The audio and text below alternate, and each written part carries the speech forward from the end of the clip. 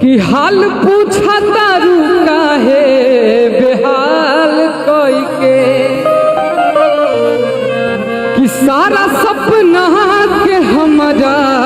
मलाल कोई के कि अब जीले हम जिंदगी के बेसबाद रहेगा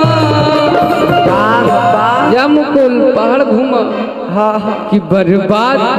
कैले बार त बर्बाद रहे त ऐसा नम गम के असहिया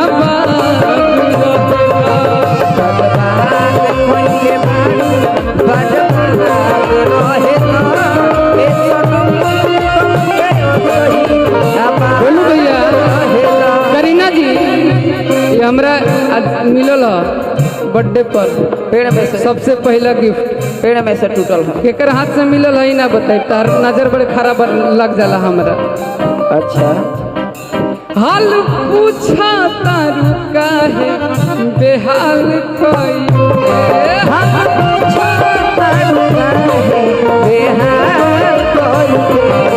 सारा सपना के हमरा मलाल कोई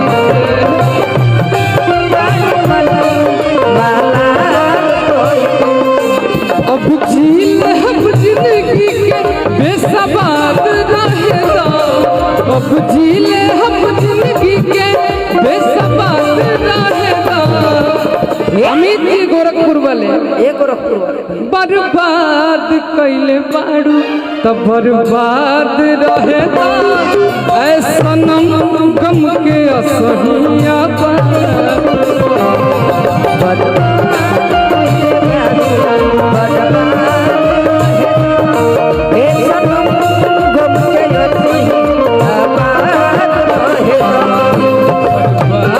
कहले बाड़ू बर्बाद रहेगा ऐसा नम गम के असहिया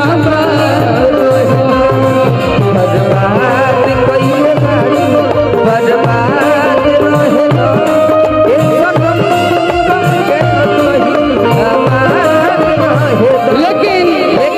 जीवन में सब कुछ रीस्टार्ट होता है लाइफ में, इसीलिए इश्क और प्यार का मजा लीजिए, इश्क और प्यार का मजा लीजिए। तोहनियो जे जे कमेंट करेला ना हमरा गलत गलत याद बा थोड़ा इंतजार का मजा लीजिए, थोड़ा इंतजार का मजा लीजिए,